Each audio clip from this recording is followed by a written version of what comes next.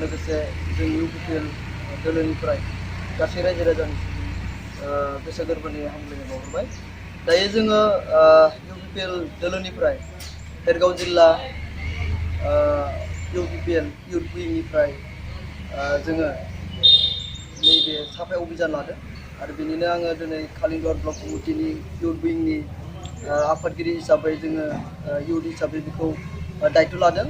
जोंनि संकृष्ण कालिंगड़ समष्टिनि सिङावहाय जेसेबां प्राइमारि दङ आरो बे प्राइमारिनि सिङावहाय जेसेबां फरायसालिफोर दङ गभर्नमेन्ट एबा नन गभर्नमेन्ट बे फरायसालिफोरखौ बा कलेजफोरखौ जोङो दिनैनिफ्राय साखोन सिखोन खालामनायनि हाबाफारि लादों। मानोना नैबे गोलाव सम जाबाय 6 माह बारलांबाय बेवहाय महामारिया COVID-19नि थाखाय फरायसालिफोरा खुलिनो हायाखैमोन। बेखाय गोबां माने हाग्रा बुंफबना दङमोन। फरायसालिफोरा सानफ्रोमबो साफा खालामोमोन, नाथाय फरायसालि खुलिनि थाखाय हाग्रा बुंफबना दंमोन। बेखाय जोङो इउपिपिएल दोलोनिफ्राय जि हायो जोङो फरायसालिफोरखौ साफा खालामनो थाखाय आखायाव लादों। बेनि थाखाय जोङो दिनैनिफ्राय हाबाफारि लादों। दिनै 7टा प्राइमारियाव लादों जोंनि कालिंगड़ ब्लक कमिटिनि आन्डाराव। दा बेखायनो नैबे पुरुलिया गुदि फरायसालिनि लांगोनायावहाय जोङो हाग्राफोरखौ दानस्रायनाय, साखोन सिखोन खालामनाय, रुमफोरखौ साखोन सिखोन खालामनाय हाबाफारि लादों।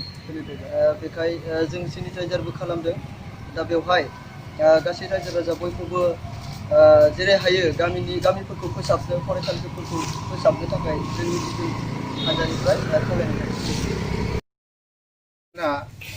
कालिंगड़ समष्टिनि सिङाव थानाय टंला थानानि सिङाव पुरुलिया एलपि स्कुलनि लांगोनायाव दङ आरो बेयावहाय लोगो मोनदों जोङो बे फरायसालिनिनो गाहाय फोरोंगिरि दङ आरो फोरोंगिरिफोर दङ आरो गुबुन मोनसे फरायसालिनि फोरोंगिरि दङ।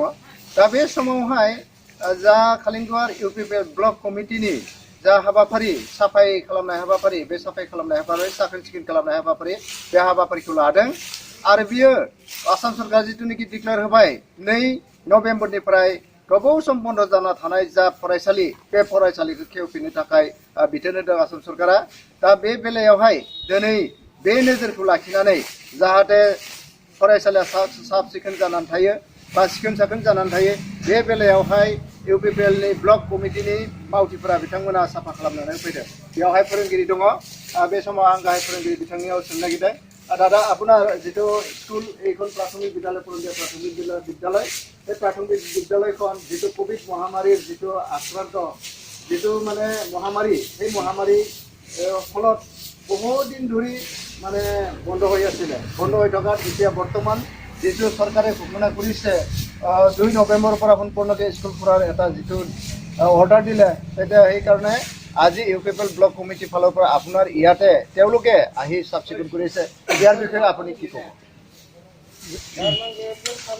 মই ইয়াৰ বিষয়ে ধন্যবাদ দিছোঁ, কাৰণ যিহেতু আমাৰ বিদ্যালয়খন সদায় পৰিষ্কাৰ পৰিচ্ছন্নতা হ'ব লাগে আৰু তেতিয়াহে আমাৰ ল'ৰা ছোৱালীখিনিয়ে অহাত মানে সুবিধা এটা হয় আৰু তেওঁলোকেও তাৰমানে পৰিষ্কাৰ পৰিচ্ছন্নতা হ'লে তাৰমানে স্কুলখনত বা বিদ্যালয়খনত আহি ভাল পায়।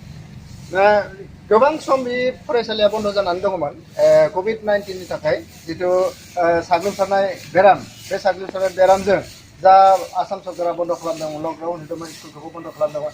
नाथाय नैबे समावहाय आसाम सरकारनि जा सावस्रि बिफाननि मिनिस्टार हेमन्त बिश्व शर्माया दिनै बुंबाय मा 2 नभेम्बरनिफ्राय स्कुला खेवफिनसिगोन होननानै। बे समाव दिनै नोंथांमोननि फरायसालिया जे अबस्था, फरायसा थायोब्लासो साखोन सिखोन जानानै थायो फरायसालिफ्रा, बे नोजोरखौ लानानै इउपिपिएलनिफ्राय दिनै ब्लक कमिटिनिफ्राय कालिंगड़ ब्लकनिफ्राय बेवहाय माने साखोन सिखोन खालामनो फैदों। बेवहाय नोंथांनि मतामतआ मा?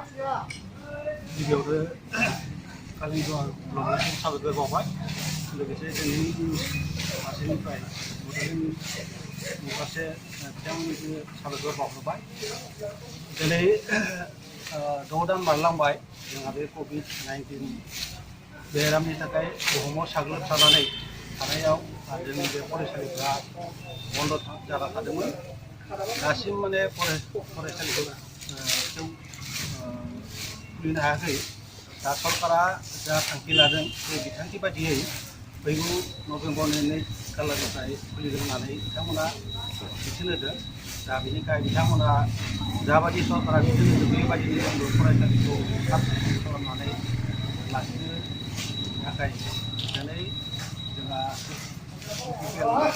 ब्लकनिफ्राय बिथांमोना मावथि बिथांमोना जाबायदि फरायसालिखौ साब सिखोन खालामफैदों बिथांमोना जोबोद मोजां जादों आरो जोंनि फरायसालिखौ फरायसाफोरनि थाखाय जाहाथे मोजां साब सिखोनै लाखिनानै फरायसालिखौ गोथार लाखिनो हायो आरो फरायसालियाव गासैबो फरायसाफोरखौ जों फोरोंनाय खाबुखौ लानो हायो दा बेनि थाखाय आं बे साब सिखोन खालामनो थाखाय आं साबायखर बावनाय जाबाय लोगोसे इयुनाव जोंनि बे फरायसाफोरा मोजाङै सासे सोलोंथाइ लानानै दावगालांनो हाथों आं बेखौनो मिजिंथियो बे समाव आरो गुबुन सासे फोरोंगिरि दंबायो बिथाङाबो गाहाय फोरोंगिरि टिक्लिसुबाला गोजौ गुदि फरायसालिनि आरो बे टिक्लिसुबा खखाबस्ति गुदि फरायसालिनि बिथांनि फरायसालियावबो दिनै बेबायदि साखोन सिखोन खालामनाय हाबाफारि बिथांनि फरायसायावबो लादों नाथाय बिथाङा नैबे समाव पुरुलिया गुदि फरायसालिनि बे मावख'आव दंफैयो आरो बे लांगोनायाव दंफैयो दा बे समावहाय नोंथाङाबो नोंथांनि फरायसालियावहाय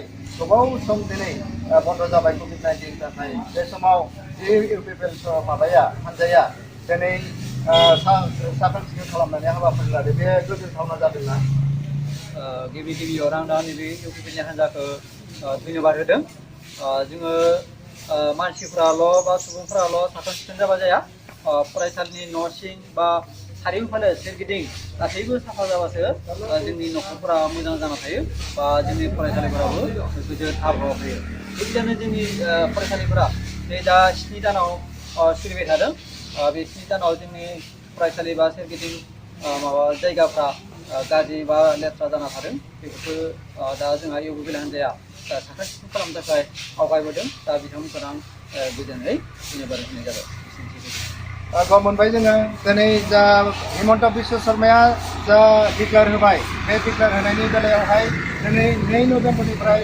गासैबो फरायसालिफोरा खेवसिगोन 50% फरायसाया बेयाव हाबहाबनांगोन बा 50% फरायसाखौ लानानै बिथांमोना क्लास खालामगोन आरो बेवहाय मोननैसो नेम दंबायो बे नेम गेजेरजों बिथांमोना फरायसालियाव थाखो फोरोंनाय हाबाफारिखौ जागायजेनलांगोन बेबायदियाव आं मोनबाय पुरुलिया गुदि फरायसालिनि गाहाय फोरोंगिरि पुरुलिया गुदि फरायसालिनि बर' सेक्सननि बिथां लेङाइ फोरोंगिरि गाहाय फोरोंगिरि आरो ओमफ्राय टिक्लिसुबा खखाबस्ति गुदि फरायसालिनि फोरोंगिरि बिथांमोना दिनैनि जा हाबाफारि इउपिपिएलआ जिथु हाबाफारि लादों बे हाबाफारि लानायखौ साखोन सिखोन खालामनाय हाबाफारि लानायखौ बिथांमोना गोजोननाय बावहरदों आरो बेबायदिनो गुबुन गुबुन जायगायावबो दिनै बेबायदि फरायसालिखौ साखोन सिखोन खालामनायखौ दिनैनि हाबाफारिनि गेजेरजों बिथांमोना जागायजेनदों आरो बेबायदि फरायसालियाव सेनिटाइजार खालामनाय जागोन साखोन सिखोन खालामनाय जागोन बेबायदिखौ जों नुनो मोननाय जादों निउस 24 बड'लेण्डनिफ्राय नोंथांमोनखौ गासैखौबो बे साखोन सिखोन खालामनायाव फरायसालिनि जा नेमखान्थि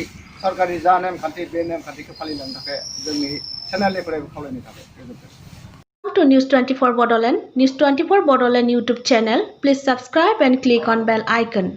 Thanks.